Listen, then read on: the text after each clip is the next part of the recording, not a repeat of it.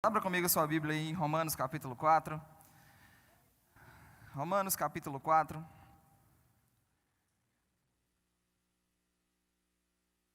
Eu quero ler com você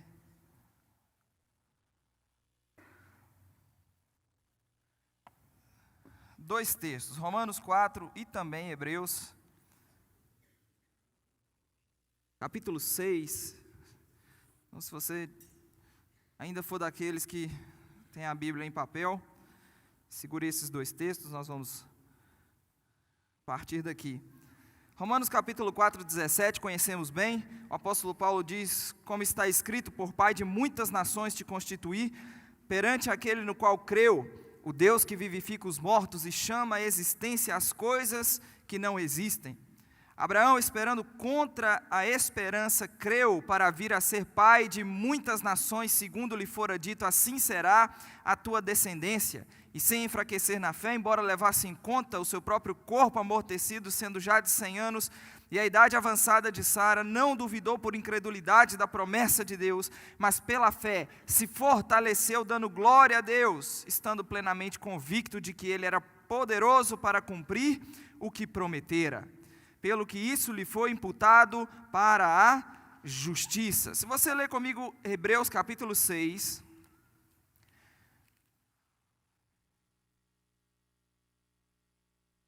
capítulo 6, verso 11. O texto diz: desejamos, porém, continue cada um de vós mostrando até o fim a mesma diligência, para a plena certeza da esperança, para que não vos torneis indolentes, mas imitadores daquele que pela fé, aqueles, que pela fé e pela longanimidade. Alguma versão nessa manhã diz diferente de longanimidade? Paciência. Aqueles que pela fé e pela paciência ou longanimidade herdam as promessas. Vamos orar? Feche seus olhos. Isso não se trata de um discurso meramente humano, natural. O próprio Hebreus diz que a palavra de Deus ela é viva e ela é eficaz, e nós cremos que ela nos alcançará nessa manhã. Pai, nós oramos, te agradecemos, em nome de Jesus, por essa manhã, por tudo aquilo que o Senhor reservou para nós nessa manhã. Estamos atentos, disponíveis, estamos abertos ao Senhor e ao seu mover e à instrução do Senhor por meio da sua palavra sobre as nossas vidas, os nossos corações, as nossas famílias, em o nome de Jesus. Irmãos, quantos concordam que fé é algo indispensável na nossa caminhada e na nossa relação com Deus? A Bíblia diz que nós somos salvos pela fé. Efésios 2,8 diz: pela graça somos salvos por meio da fé. Isso não vem de nós, é um dom de Deus. É dito e foi dito em Abacuque 2,4 que o justo viverá da sua fé. Isso depois foi reafirmado em Romanos 1,17, Gálatas 1,3 e também em Hebreus capítulo 10, verso 38. Salvos pela fé, o justo viverá da sua fé. Hebreus 11,6 diz que sem fé é impossível agradar a Deus, porque é necessário que aquele que se aproxima dele creia que ele existe, que ele é galardoador dos que o buscam. A Bíblia diz, Tiago, capítulo 1, Tiago diz, se alguém precisa de sabedoria, 1,5, peça a Deus que todos dá liberalmente, ele nada impropera. A Bíblia diz, peça porém com fé, em nada duvidando, pois quem duvida, Tiago diz, é semelhante à onda do mar impelida e agitada pelo vento. Tiago diz, não suponha tal homem que alcançará alguma coisa da parte do Senhor. Inicialmente ele começou falando de sabedoria, e parece que ele amplia isso, concordando com aquilo que Hebreus disse, não suponha tal homem que sem fé vai alcançar alguma coisa da parte de Deus. A própria Bíblia diz que os antigos pela fé alcançaram as promessas. Quando olhamos para o exemplo de Abraão, nós vemos Paulo dizendo que ele, sem enfraquecer na fé, embora levasse em conta, considerava o seu próprio corpo amortecido de 100 anos, a idade avançada de sua mulher, ele não duvidou por incredulidade da promessa de Deus. Pela fé se fortaleceu, dando glória a Deus, estando plenamente convicto de que Deus era poderoso para cumprir o que prometera. Porém, em Hebreus capítulo 11, como nós acabamos de ler, mais especificamente o verso 12, há um acréscimo à fé. Ele diz que, o texto do verso 12 diz, para que não vos torneis indolentes, mas imitadores daqueles que pela fé e pela o quê? paciência, longanimidade herdam as promessas. A palavra para longanimidade, usada aqui no grego, como a sua talvez diz longanimidade, a minha diz também longanimidade, talvez a sua diz paciência. Essa palavra grega para paciência aqui, ela significa tolerância, constância, firmeza, perseverança. Traduzido também como longanimidade. E se trata de uma fé somada, a capacidade de não desistir, até que se cumpra aquilo que Deus prometeu. Nós muitas vezes, e se você for comigo no Salmo 40, abra comigo o Salmo 40. Já você vai entender onde eu quero chegar com você nessa manhã. Salmo 40.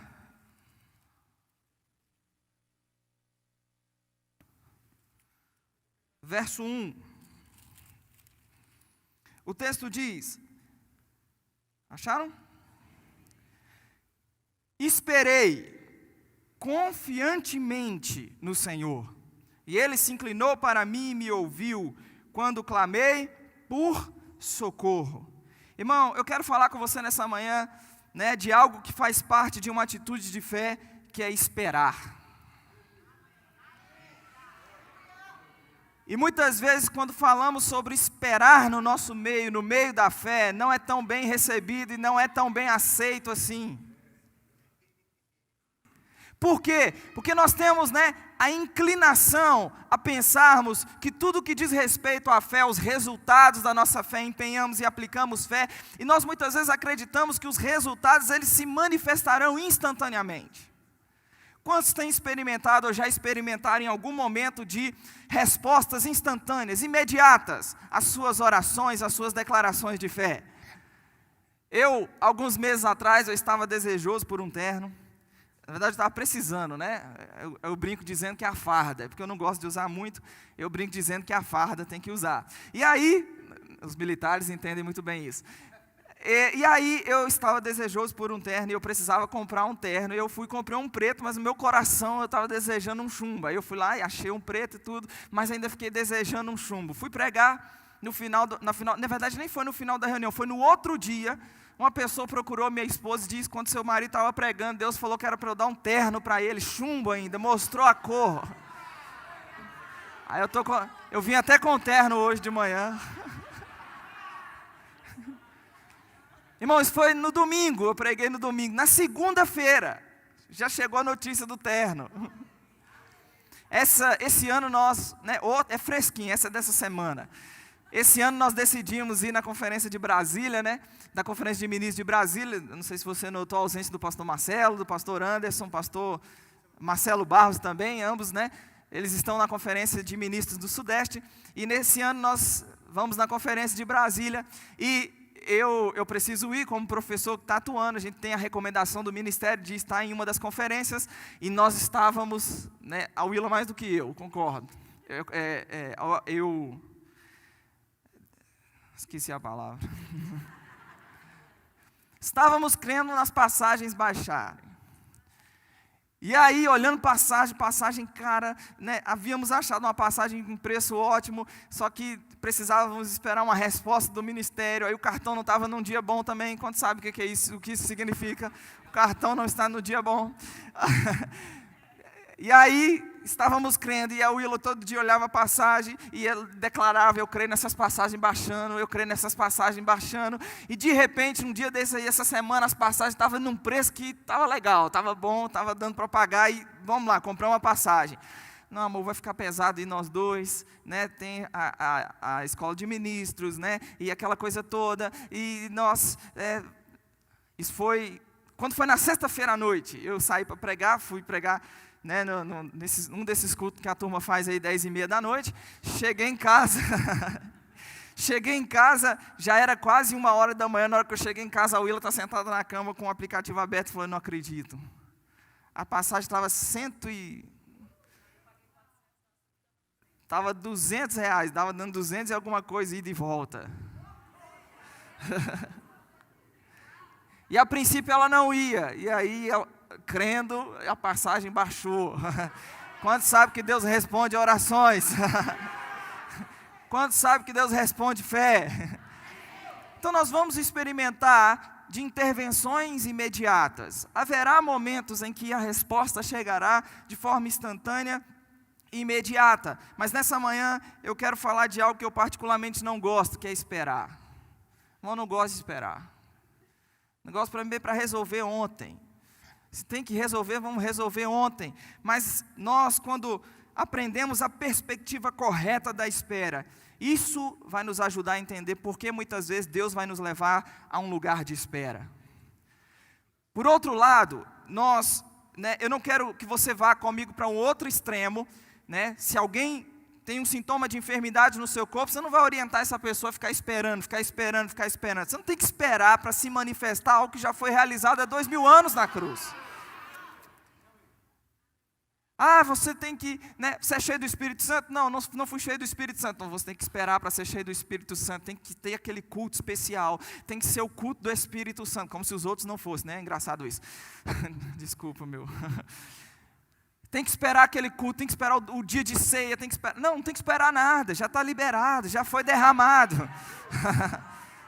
É só beber. Agora, quando eu falo de espera, o que eu quero que você entenda é que, no que diz respeito ao cumprimento do plano e do propósito de Deus para as nossas vidas, nem sempre promessas que envolvem o cumprimento do plano e do propósito que Deus tem para as nossas vidas, nem sempre se manifestará ou se cumprirá imediatamente. E a Bíblia está recheada de exemplos de pessoas que não entraram instantaneamente naquilo que Deus tinha para a vida delas.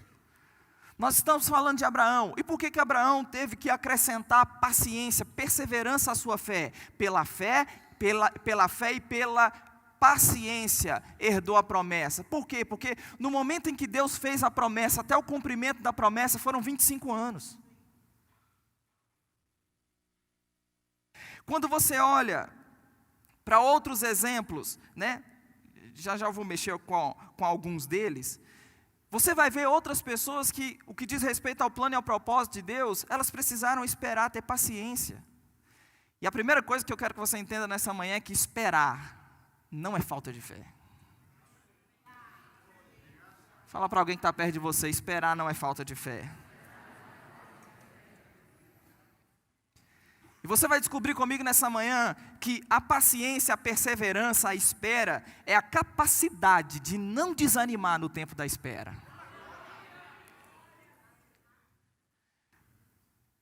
Quando alguém recebe uma palavra, quem já recebeu alguma palavra de Deus aqui, uma profecia, aleluia.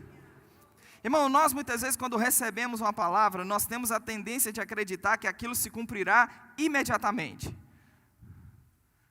Ou na semana seguinte, Ou no ano seguinte, não é assim, pessoal? Acabei de citar o exemplo de Abraão. José, quando ele teve um sonho, lembra do sonho? Que ele seria levado a uma posição de autoridade, até mesmo, sobre a sua própria família. A gente não sabe quantos anos ele tinha quando teve o sonho. Ele tinha 17 anos quando foi vendido. A Bíblia vai mostrar que ele tinha pelo menos 30 anos de idade quando as coisas começaram a acontecer. Não aconteceu imediatamente. Você olha para o exemplo de Isaac, Isaac casa-se com Rebeca. E ela tinha o mesmo problema que a Sara, não podia ter filhos. É curioso, pessoal? Deus escolheu para essa linhagem de uma descendência numerosa, de cara, 2 mulheres que não podiam ter filhos. Eram estéreis. É como se Deus estivesse dizendo, isso é para que sirva como lição, para que vocês aprendam de uma vez por todas, que não tem a ver com vocês, tem a ver comigo. Quando Deus faz promessas baseado naquilo que Ele tem o poder de fazer, naquilo que Ele é capaz de fazer. Ele não olha pessoas e olha para uma pessoa e enxerga na pessoa alguma condição que favorece o cumprimento daquilo que Ele tenha realizado, daquilo que é o seu plano, daquilo que é o seu propósito. Ele escolhe porque nós não sabemos a razão e o motivo, mas quando Ele escolhe e faz promessas, irmãos, as promessas que Ele faz baseado naquilo que Ele é capaz de fazer. Não nos nossos recursos, ou de que forma os nossos recursos, o lugar em que nascemos, vai favorecer de algum modo, não. Para uma linhagem numerosa, 2 mulheres de cara que não podia ter filho. E você vê Deus agindo na história. Você tem o próprio, eu quero que você abra lá Gênesis comigo, 25, deixa eu te mostrar alguns versículos. Gênesis capítulo 25.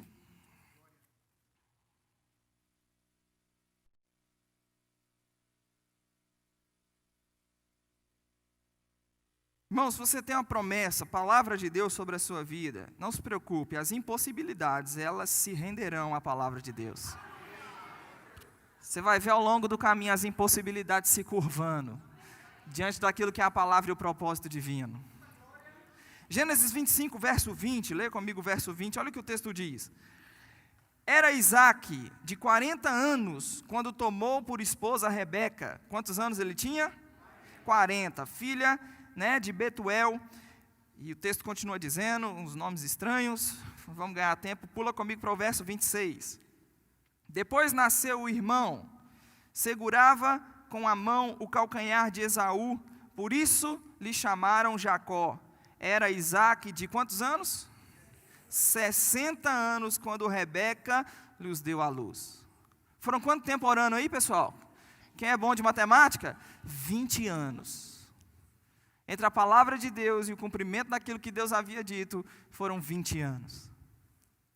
Nem sempre, você vai ver o próprio Davi. Davi recebe uma palavra e na conta mais generosa que alguém possa fazer, demorou pelo menos 15 anos para que ele entrasse naquilo que Deus havia prometido. E eles estão alistados na galeria da fé de Hebreus capítulo 11. Prova de que espera não é falta de fé. Prova de que esperar não é falta de fé. E nem sempre aquilo que Deus prometeu vai se cumprir instantaneamente e imediatamente. Amém, pessoal? Eu mesmo passei por isso, e eu já estava com isso no coração há algum tempo, de falar e de pregar sobre isso. Desde o início do mês, quando o pastor falou que iriam para a conferência e que eu seria o responsável por pregar nessa manhã, eu já estava com isso no coração. E você percebe que pode pregar sobre estas coisas quando você já caminhou alguma coisa, já amadureceu alguma coisa. No ano de 2008, Deus falou comigo que eu seria professor do Rema. Eu só comecei a ensinar no Rema em 2012. Eu achei que se cumpriria no outro dia, Tudo bem, eu calculei 2 anos aí que eu precisava fazer o Rema. Então, calculei 2 anos, depois de 2 anos, não foi como eu acreditei que seria. Porque isso é prova de que aquilo que Deus promete, nem sempre vamos entrar instantaneamente, imediatamente, naquilo que Deus prometeu. E a pergunta que eu quero procurar responder nessa manhã com você é: por que Deus trabalha com espera? Faça essa pergunta para alguém que está perto de você. Por que Deus trabalha com espera? Se houvesse um sindicato dos crentes frustrados, eu acredito que teria um tanto de protesto lá. Deus, quando vai prometer alguma coisa, não pode deixar para prometer mais perto do cumprimento. Por que tem que prometer tanto tempo antes? Para deixar a gente nesse sofrimento, nessa angústia. Por que Deus trabalha com espera? Gálatas capítulo 4, vai lá comigo.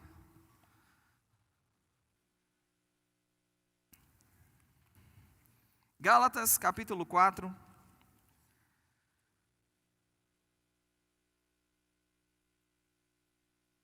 Verso 1.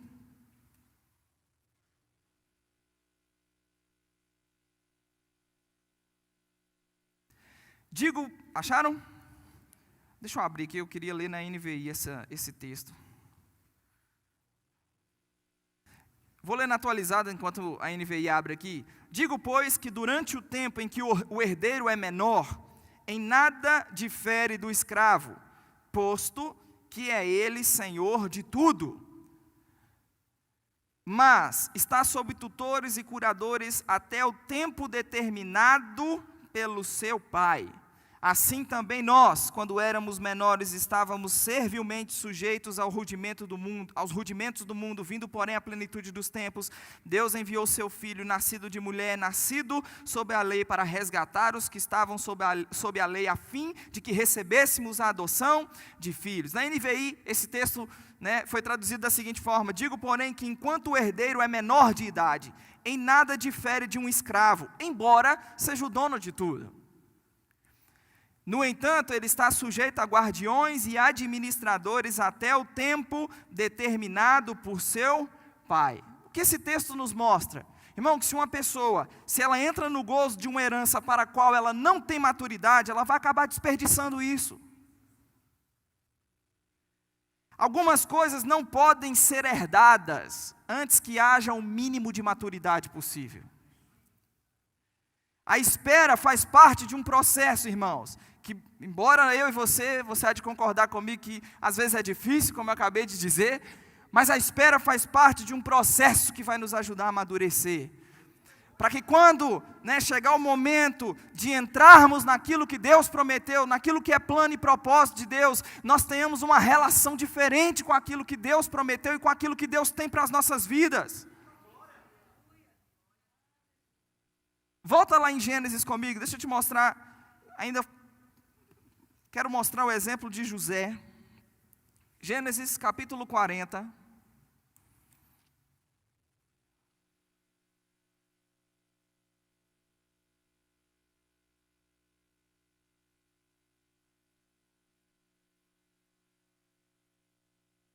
Quem achou? Gênesis capítulo 40, verso 9. Eu estava lendo essa semana um livro chamado Maturidade Espiritual, do Luciano Subirá, e ele mostra alguns dados, algumas reportagens feitas pelo UOL, pela revista Veja, de pessoas que ganharam na loteria e tempos depois acabaram sem nada, perderam tudo. Eu fico imaginando como alguém ganha milhões na loteria e consegue desperdiçar tudo. O Tiago falou domingo de manhã que pode jogar na loteria, não estou falando nada disso. Estou dando um exemplo de pessoas que não têm o mínimo de maturidade, não sabem administrar e quando se depara com a... E as reportagens que ele menciona no livro, falavam exatamente disso, de pessoas que desperdiçaram tudo, porque não havia maturidade, não sabiam administrar. E na nossa vida espiritual, irmãos, não é diferente. Deus vai requerer de nós um mínimo de maturidade, até que entremos naquilo que Ele tem para as nossas vidas. Aquilo que é o seu plano, o seu propósito para as nossas vidas. Deixa eu te mostrar o exemplo de José, Gênesis 40, verso 9, acharam? Então o copeiro-chefe contou o seu sonho a José e lhe disse: em meu sonho havia uma videira perante mim, e na videira 3 ramos. Ao brotar a vide havia flores, e os seus cachos produziam uvas maduras. O copo de Faraó estava na minha mão. Tomei as uvas e as espremi no copo de Faraó, e o dei na própria mão de Faraó. Então lhe disse José: esta é a sua interpretação. Os 3 ramos são 3 dias. Ainda dentro ainda de 3 dias, Faraó te reabilitará e te reintegrará ao teu cargo. E tu lhe darás o copo na própria mão dele, segundo o costume antigo, quando lhe eras copeiro. Porém, lembra-te de mim quando tudo correr-te bem.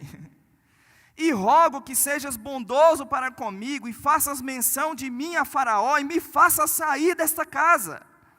Porque, de fato, fui roubado da terra dos hebreus, e aqui nada fiz para que me pusessem nesta masmorra. Irmãos, se você tem um José, que é vendido pelos seus irmãos, amém? Foi contar o sonho, os irmãos, que história é essa? Venderam o seu irmão para o Egito. E no capítulo 39, não sei se você se lembra da história, a mulher de Potifar tentou agarrar José, e José fugiu, e ela contou uma história diferente, e José acabou na prisão injustamente. Quando ele está na prisão, um copeiro e um padeiro, ambos têm um sonho. o caldo entorna para o lado do padeiro, né? Que o sonho dele veio depois a calhar na sua própria morte, mas ele interpreta o sonho do copeiro. E ele diz para o copeiro, o negócio é o seguinte, seu sonho é esse, você vai ser restituído à sua posição. Agora, o versículo 14 e o versículo 15 merecem uma atenção. Ele diz, quando você chegar diante de Faraó, faça menção de mim. Lembra de mim. E você vê um José desabafando, eu não fiz nada. Ele diz o verso 15, porque eu fui roubado da terra dos hebreus, e aqui nada fiz para que me pusessem nessa masmorra. Irmão, pensa comigo.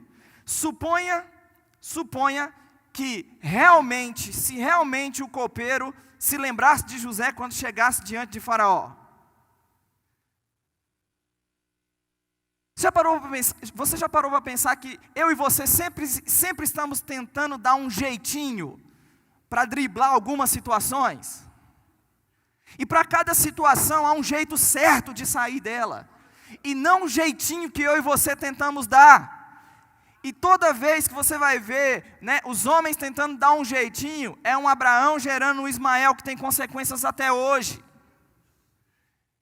E José, ele vê no copeiro uma possibilidade de sair daquela masmorra, de sair daquela prisão, de sair daquela condição.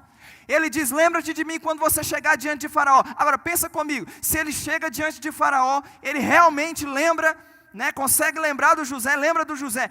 O que José faria? Qual seria a consequência disso? Você acha que ele ia chegar ao posto de governador, hein? Não, no máximo que ele seria, né, se o faraó tivesse boa vontade, era um ajudante lá na cozinha junto com o copeiro.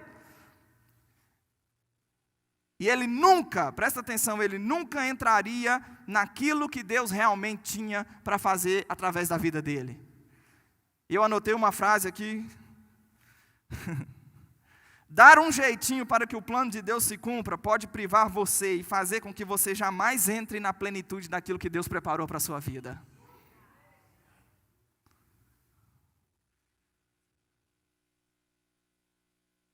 Nós muitas vezes não conseguimos entender a vontade de Deus, os planos de Deus, os projetos de Deus, nós queremos sair na frente de Deus, nós queremos fazer e queremos que Ele abençoe o que decidimos fazer. Por quê? Porque isso é parte de uma mentalidade de gente que não sabe esperar. É atitude de gente que não sabe esperar o modo do Senhor, a maneira do Senhor. A Bíblia diz, leia comigo alguns outros versículos, 40, 23. O copeiro-chefe, todavia, Gênesis 40, 23. O copeiro-chefe, todavia, não se lembrou de José, porém dele se esqueceu. Irmão, pensa comigo, tinha como esquecer uma história dessa? Irmão, isso é história para contar para os filhos, para os netos, para as gerações. Que história? Você está jogado numa prisão, você tem um sonho, o camarada interpreta seus sonhos, se cumpre exatamente, né, como ele disse que se cumpria. Você acha mesmo que isso é história para se esquecer assim? Aí, Gênesis 41, verso 1. Passados quanto tempo? 2 anos. Passados 2 anos completos, agora Faraó teve um sonho. Pula comigo para o verso 8. De manhã, achando-se ele de espírito perturbado, mandou chamar todos os magos do Egito e todos os seus sábios e lhes contou os sonhos, mas ninguém havia que lhes interpretasse. Então disse Faraó ao copeiro-chefe: lembro-me hoje das minhas ofensas, estando Faraó muito indignado contra os seus servos, e pondo-me sob a prisão na casa do comandante da guarda, a mim e ao padeiro-chefe. Tivemos um sonho na mesma noite, eu e ele, sonhamos, e cada um com a sua própria interpretação. Achava-se conosco um jovem hebreu. 2 anos depois ele se lembra. Achava-se conosco um jovem hebreu, servo do comandante da guarda. Contamos-lhe os nossos sonhos, e ele nulo interpretou a cada um segundo o seu sonho. E como nos interpretou, assim mesmo se deu. E fui restituído ao meu cargo, e o outro foi enforcado. Então Faraó mandou chamar a José, e o fizeram sair à pressa da masmorra, e se barbeou, mudou de roupa, e foi apresentar-se a Faraó. 2 anos depois, o camarada lembra do José. E sabe o que eu aprendo com isso, irmãos? Nós precisamos confiar que o meu e o seu destino está nas mãos de um Deus que governa todas as coisas. Nós precisamos entender que o meu e o seu destino não está nas mãos do pastor Marcelo. O meu e o seu destino não está nas mãos do pastor Anderson. O meu e o seu destino não está nas mãos do líder do seu departamento. Às vezes você, ouve de vez em quando, gente resmungando, insatisfeita pelos cantos, dizendo: ninguém me vê, ninguém me dá oportunidade, ninguém me reconhece. Ei, irmãos, Deus, a sua história, o meu e o seu destino está nas mãos dEle. É Ele que abre porta, é Ele que fecha porta, é Ele, irmãos, é Ele que estabelece alianças, relacionamentos. 2 anos depois, o copeiro lembra. Você acha que foi por um acaso? Lá na frente você vai ver a declaração de José. O texto continua dizendo, verso 32, pula comigo para o verso 32. 32 até o 44. O texto diz: o sonho de Faraó foi dúplice, porque a coisa é estabelecida por Deus, e Deus se apressa em fazê-la. E aí vai dar o resumo, do sonho, e José vai contar a interpretação. A Bíblia diz, leia comigo, verso 37. O conselho foi agradável a Faraó e a todos os seus oficiais. Disse Faraó aos seus oficiais: acharíamos porventura homem como este, em que há o Espírito de Deus? Porque foi dito o quê? José deu um conselho: pega um homem. E eu particularmente não acredito que José estava dando conselho, pensando: tomara que seja eu, tomara. Eu não creio que ele por dentro. Ele deu um conselho. O sonho, todo mundo lembra do sonho, não é? O que significava? 7 anos de fartura, 7 anos de escassez. Ele dá um conselho: não torre tudo nos 7 anos da fartura. Escolha alguém que saiba administrar. E aí, o texto diz 39, depois disse Faraó a José: visto que Deus te fez saber tudo isto, ninguém há tão ajuizado e sábio como tu. Estou com um homem na frente, encarregado da tarefa, está na minha frente. Administrarás a minha casa, e a tua palavra obedecerá todo o meu povo, somente no trono eu serei maior do que tu. Disse mais Faraó a José: vês que te faço autoridade sobre toda a terra do Egito. Então tirou Faraó o seu anel de sinete da mão e o pôs na mão de José. Fê-lo vestir roupas de linho físsimo, lhe pôs ao pescoço um colar de ouro. Fê-lo subir ao seu segundo carro e clamavam diante dele: inclinai-vos. Desse modo o constituiu sobre toda a terra do Egito.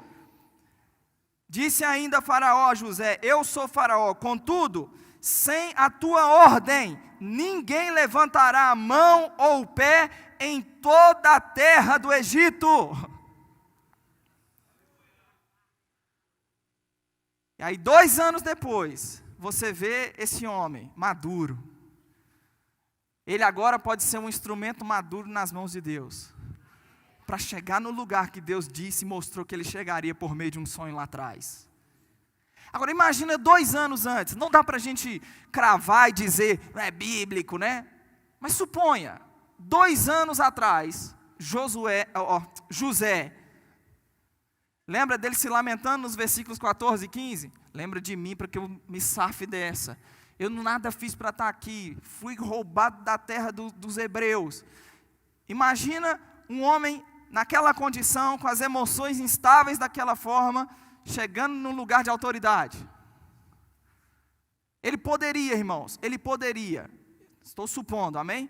Ele poderia, ao invés de agir naquilo que era o plano e o propósito de Deus, ele poderia ter agido na contramão. Se chega naquela condição, na posição de governo e de autoridade, ele poderia agir na contramão do que era o plano de Deus para a sua vida. Ele poderia querer ter pago o mal com mal para com seus irmãos, para com a sua família. Me venderam como escravo, vai tudo morrer de fome agora. Aí você vai ver no capítulo 45 um José bem diferente. Olha comigo capítulo 45. Qual era o propósito de Deus levá-lo ao Egito? 45. Houve a fome na terra, depois você precisa ler os capítulos aí anteriores. O texto diz: então José, não se podendo conter diante de todos os que estavam com ele, bradou: fazei sair a todos da minha presença. E ninguém ficou com ele. Quando José se deu a conhecer aos seus irmãos, levantou a voz em choro, de maneira que os egípcios o ouviram, e também a casa de Faraó, e disse aos seus irmãos: eu sou José, vive ainda meu pai? E seus irmãos não lhe puderam responder, porque ficaram todo mundo morrendo de medo. Agora imagina, eles olham, José, irmão, não se contendo. Se você ler a história toda, é maravilhosa essa história. É maravilhosa. Ele não podendo se conter, os irmãos só pensavam numa coisa: deu ruim para nós. É o José que lá atrás nós vendemos ele como escravo. Os irmãos ficaram atemorizados. A Bíblia diz: disse José aos seus irmãos: agora chegai-vos a mim. E chegaram-se. Então disse: eu sou José, vosso irmão, a quem vendestes para o Egito. Agora, pois, não vos entristeçais, nem vos irriteis contra vós, porque por me haverdes vendido para aqui, porque para a conservação da vida, Deus me enviou adiante de vós. Porque já houve 2 anos de fome na terra, e ainda restam 5 anos em que não haverá lavoura nem colheita. Deus me enviou adiante de vós para conservar vossa sucessão na terra, e para vos preservar a vida por um grande livramento. Assim, não fostes vós que me enviastes para cá, e sim Deus, que me pôs por pai de Faraó, e senhor de toda a sua casa, e como governador de toda a terra do Egito. E você vê agora, 2 anos depois, um instrumento maduro nas mãos de Deus, que amadureceu a ponto de olhar para os irmãos. Irmãos, ele não esqueceu de tudo que os irmãos fez. Perdoar não é esquecer de tudo que aconteceu. Tive um delete, apagou a memória. Não, mas aquilo não tinha mais poder de machucar ele, não tinha poder mais de ditar suas decisões. A ofensa que recebeu dos irmãos não tinha mais o poder de determinar o que ele faria. E agora ele maduro nas mãos de Deus, os irmãos morrendo de medo, acreditando que o fim dele seria outro. Ele diz: não, Deus está envolvido. Irmão, Deus tem as suas formas e maneiras de trabalhar, e Deus está envolvido por tudo que aconteceu, no sentido de que Deus há um propósito maior, eu vim para cá, talvez as condições não foram as mais favoráveis, realmente não é confortável, né, ninguém passar por esse tipo de situação, mas há um bem maior envolvido, e eu estou aqui hoje como instrumento de Deus para preservar a vida de vocês. Aí, para que ninguém diga que eu só estou lendo o Antigo Testamento, como se não fosse Bíblia e Escritura inspirada, você vai olhar para o apóstolo Paulo dizendo aos Filipenses, em Filipenses 1,12: irmãos, eu quero certificar-vos que as coisas que me têm acontecido têm antes contribuído para o progresso do Evangelho. E se você perguntasse para Paulo, que coisas te aconteceram? Bom, começou lá em Atos capítulo 20, quando ele se reúne com os presbíteros da igreja de Éfeso e vai fazer um discurso de despedida. Ele diz: vocês não vão ver mais o meu rosto. Quando eu estive no meio de vocês, eu não cobicei de ninguém prata nem ouro. Essas mãos me foram úteis, me serviram para o que me era necessário. Ele diz: agora eu vou para Jerusalém, não sabendo o que ali me acontecerá, senão que o Espírito Santo me assegura que o que me aguarda são cadeias e tribulações. Ele diz: porém, em nada eu considero, Atos 20, 24, em nada eu considero a vida preciosa para mim mesmo, contando que complete a minha carreira e o ministério que recebi do Senhor Jesus, para testemunhar o Evangelho da graça de Deus. Ele chega em Jerusalém, os judeus logo põem as mãos nele e começam a espancar Paulo. Atos capítulo 20, 21. Os romanos, a guarda romana tem que pegar Paulo e recolher Paulo na prisão. De noite, Atos capítulo 23, verso 11, se eu não me engano, a Bíblia diz que o próprio Jesus se põe ao lado de Paulo na prisão. Sabe quais foram as palavras de Jesus?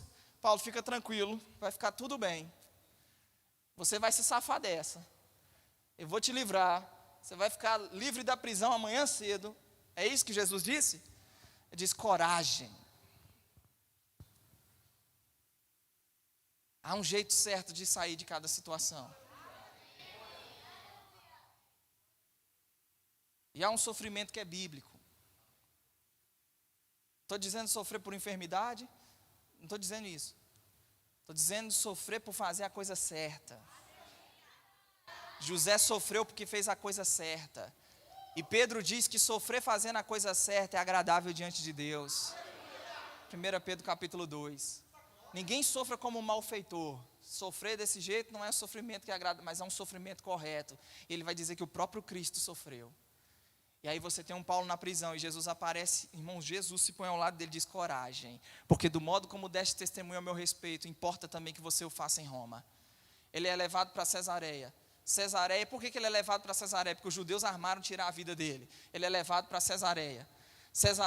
Festo vai suceder Félix no governo de Cesareia. A Bíblia diz que, querendo assegurar o apoio dos judeus, manteve Paulo encarcerado por 2 anos. 2 anos preso. Por quê? Por política. Porque Festo queria assegurar o apoio dos judeus, e com isso, mantendo Paulo encarcerado, ele tinha o apoio dos judeus, ele manteve Paulo encarcerado 2 anos. Ele prega para Festo, Félix, para o próprio rei Agripa, a ponto de Agripa dizer: por pouco não me persuades a me fazer cristão.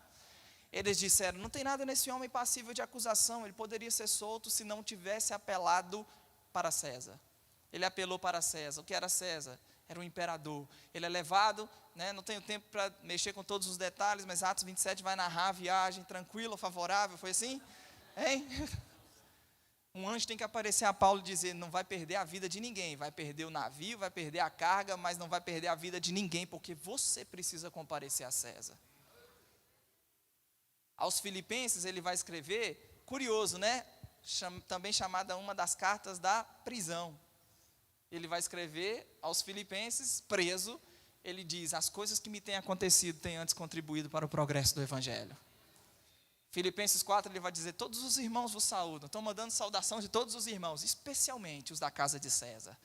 Preso, Evangelho neles, no coração do Império Romano. Você vai ver um apóstolo Paulo pregando o Evangelho. Irmão, a razão, presta atenção nisso, a razão do porquê Deus promete algo muito tempo antes do cumprimento, é para que a gente possa cooperar com Ele. Ele quer que nos preparemos adequadamente para o cumprimento daquilo que Ele prometeu. Eu tenho chamado, vai ler a Bíblia, vai estudar a Bíblia, vai enfiar a cara na Bíblia. Agora, que chamado é esse que eu tenho que não estou devidamente preparado? Vai subir aqui e vai falar o quê? Vai dar o quê para o povo? Não, vou ser guiado. Irmão, você vai ser guiado a falar aquilo que você colocou para dentro.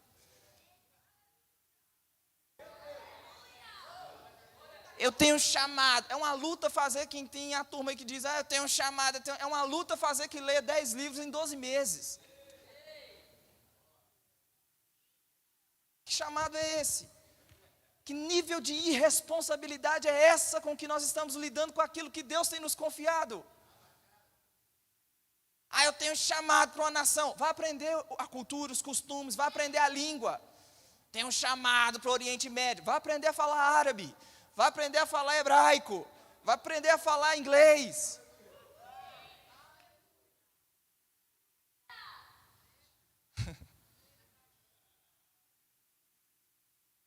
A razão do porquê Deus promete algo muito tempo antes é para que a gente se prepare adequadamente, para não comprometer aquilo que Ele quer fazer através das nossas vidas.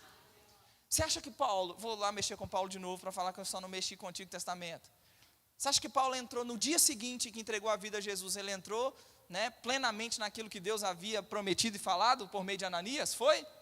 Não, foi pelo menos 3 anos na Arábia. 3 anos na Arábia. 3 anos. O que Paulo foi fazer na Arábia? Não foi somente achar um lugar solitário para orar e buscar a Deus. Não, a Arábia arremetia para as escrituras do Antigo Testamento. A Arábia abrangia uma expansão, um território muito grande. E era, por exemplo, na Arábia que você tem o Elias desafiando os profetas de Baal, o zelo do profeta pela aliança. E Deus leva Paulo para a Arábia, não é à toa, é para que lá na Arábia ele possa transferir todo o seu zelo agora para o Cristo. Ele não só vai ter uma revelação revelação. Revelação de quê? Do Cristo, né? A partir das escrituras do Antigo Testamento, como também agora ele vai direcionar todo o seu zelo agora para Cristo, para o Messias e para a causa do Messias. A Bíblia diz que ele vai a Jerusalém, e Jerusalém não é bem recebido pela turma, pela igreja. Ele volta para casa, e é mais de uma década em Tarso. São mais de 10 anos que ele vai ficar em Tarso. Então aí por baixo nós já temos pelo menos, e Gálatas 1, né, Renato? Diz que foram 14 anos. Olha o tempo que levou até entrar naquilo que Deus. Depois você tem, né, o Barnabé que vai atrás dele, leva ele para a igreja de Antioquia. Em Antioquia, Atos capítulo 13, você vê o Espírito Santo dando o sinal verde, liberando eles para aquilo que Deus tinha. Nós não vamos entrar imediatamente no assunto, quando o assunto é o plano e o propósito de Deus, irmãos, nós não vamos entrar imediatamente naquilo que Deus prometeu. E Deus quer que nós nos preparemos adequadamente para aquilo que Ele tem para as nossas vidas. Antes de ser professor do Rema, eu já tinha 200 apostilas das matérias que eu queria ensinar. Todo ano eu fazia um acréscimo, uma atualização. Marcos capítulo 4, eu vou ler esse último texto com você, vou contar umas 2 histórias aqui, para encerrarmos. Marcos capítulo 4, olha comigo o verso 26.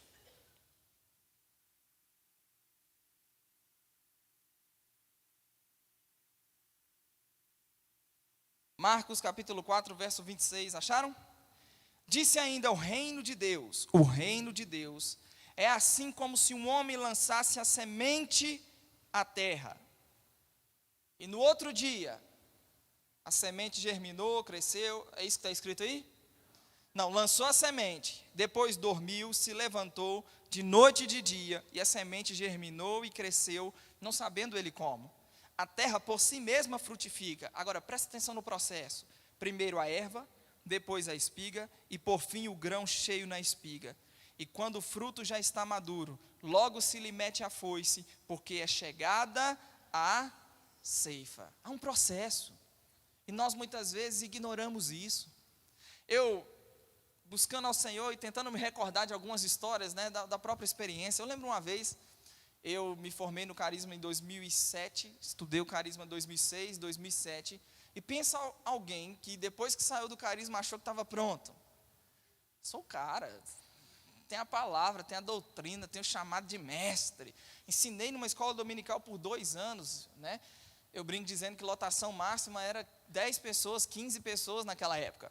Mas foi muito bom para mim, porque eu descobri o chamado e estava me descobrindo em Deus. E quando eu terminei o Carisma, eu achei que eu ia ser professor do Carisma, olha. E aí, nós, na época, tínhamos um grupo, né, organizávamos conferências de avivamento, viajamos para um interior, cidade, não lembro a cidade, interior do Espírito Santo, isso mesmo. Vila Verde, é isso o nome da cidade? Interior do Espírito Santo, viajamos, e foi uma grande bênção. Quando nós voltamos, na época, o pastor Heber deu uma oportunidade, né, de testemunharmos aquilo que Deus havia feito naqueles dias na conferência, e eu recebi a oportunidade. Peguei o microfone e falei, né, tranquilo, calmo, falei daquilo que Deus tinha feito, as minhas percepções, que benção. Depois, né, não vou dizer que era meu amigo, porque era um conhecido, não era tão próximo, foi depois de mim dar o testemunho, irmão, pensa na ousadia do cabra, e falou, e citou versículo, e pregou, aquela coisa toda. Quando acabou, né, aquele momento em que ele havia nos dado a oportunidade, acabou aquele momento, ele chegou para o meu amigo e disse assim, espera aí que eu quero, conhecido, né, espera aí que eu quero falar com você. E aí eu ouvi ele dizendo, eu quero você como um dos professores aqui. Irmão, pensa num negócio que partiu meu coração. Eu lembro até hoje, esse irmão saiu do Carisma assim, terminou de subir a rua correndo e gritando, que tinha recebido o convite. E eu por dentro estava arrasado. Era para ser eu. Tinha que ser eu. Eu tinha uma percepção correta do que Deus tinha para a minha vida? Eu tinha uma percepção correta. Mas na imaturidade, Acreditei que era o momento. E acreditei que estava pronto. E eu fui tomando pancada ao longo desse tempo, até aprender uma lição. Parece que Deus às vezes é do contra, né? Hein? Ele diz que aquele que se humilha, ele exalta. O que exalta, ele humilha. E parece que quando a gente desapega do negócio, as coisas começam a acontecer. Eu me recordo, isso talvez foi no ano de 2008, naquele mesmo ano, Deus havia falado comigo sobre ir fazer o rema, sobre aquilo que viria depois disso. E eu me recordo que no ano de 2009, o Herene estava fazendo uma conferência em Belo Horizonte, ele e o Jânio, já contei o testemunho da pregação, né, dos 10 minutos que eu tive, já contei, deu ruim para mim, o pastor Marcelo depois me pegou, já contei essa história, mas naquele dia, eu me recordo, estávamos, né, tocando, e aí o Herênio tinha uma direção de orar, alguma coisa relacionada a dente. Eu lembro que eu estava numa dor de dente naquele dia terrível, e eu fui à frente para receber a oração, e ele foi orar por mim. Quando ele foi orar por mim, ele disse: eu vejo um vento te soprando para o Brasil, eu vejo um vento te soprando, sua língua vai ser como a pena nas mãos de um habilidoso escritor. Irmão, pensa que palavra poderosa. Isso foi, se eu não me engano, no ano de 2009. Irmão, no ano de 2009, você fica como? Achando que vai acontecer no dia seguinte. E no momento dessa palavra, até começar a experimentar o que Deus havia dito naquele dia, isso só foi acontecer no ano de 2014, no ano de 2015.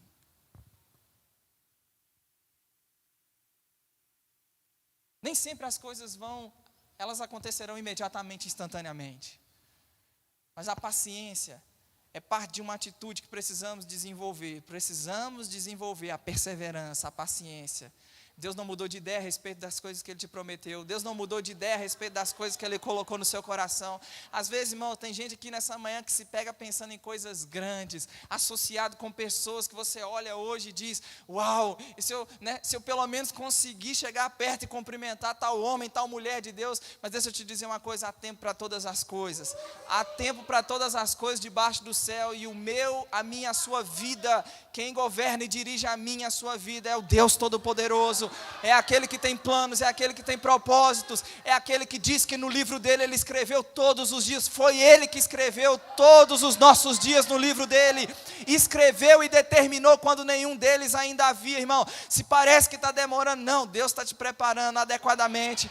Não interrompa, não comprometa os processos, até que eu e você cheguemos em um lugar, irmãos, de maturidade, para lidarmos de uma forma diferente com aquilo que Deus tem colocado nos nossos corações.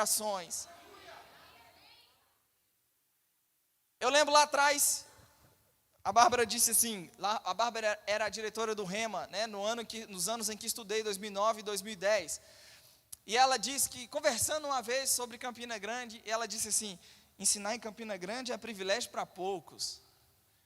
E esse ano passado, o Carrombé me disse que me colocaria para ensinar em Campina Grande esse ano. E eu fui esse ano, irmão, que privilégio, pensa numa honra de ensinar em Campina Grande, na sede do Rema no Brasil. Eu fui ensinar em Campina Grande, eu me lembro que eu mandei uma mensagem para ela, e disse para ela: Bárbara, lembra daquilo que você, né, havia dito lá atrás? Pois bem, eu tenho esse privilégio, esse ano, de ensinar no ministério, de ensinar lá na sede. Irmão, pensa no privilégio de você ter o presidente do ministério. Ele chega para você e diz: ô Tiago, você poderia, por favor, ir a Angola para mim? Eu quero muito que você vá a Angola ensinar para mim. Você pode ir? Agora, por que eu estou te contando isso? Para te mostrar que isso não aconteceu do dia para a noite. E as coisas que eu tenho no meu coração, a respeito do que nós vamos cumprir, uma coisa que eu sempre admiro na Willa, é que ela sempre diz: você não precisa ficar forçando a barra, o que Deus tem para fazer, Ele vai fazer, independente de A, independente de B, independente de C. Então não precisa ficar me promovendo, não precisa ficar pedindo para o povo me convidar, porque Deus, quando Ele vai fazer, Ele tem o meio e os modos e as maneiras dEle de fazer. eu fico no pé dela. Coloca ela para frente. E esse mês a gente estava conversando e ela estava dizendo, que mês que é? Novembro?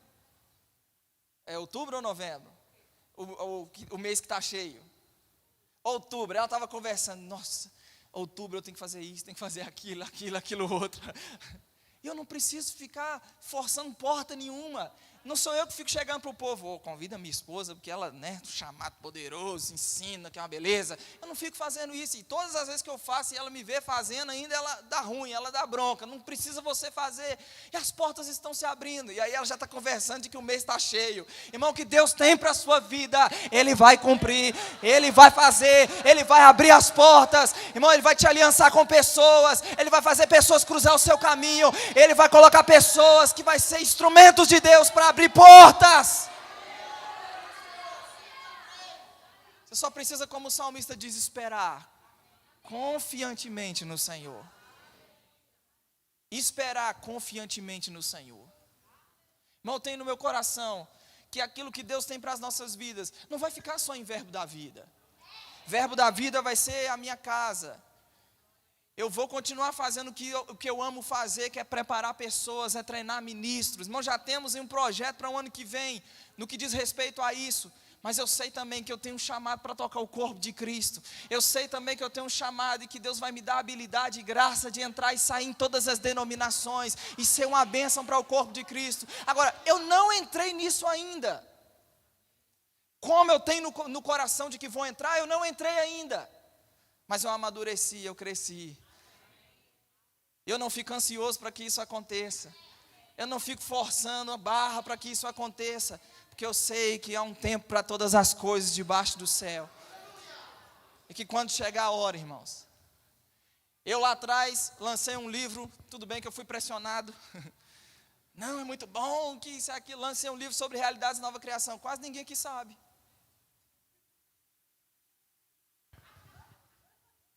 Se vendeu muito, se vendeu 1000, foi muito. Tudo bem, lancei. Há um tempo atrás, ano passado, 18, ano passado, tem material suficiente para mais um livro. Tá, tudo bem, vamos fazer, resistir.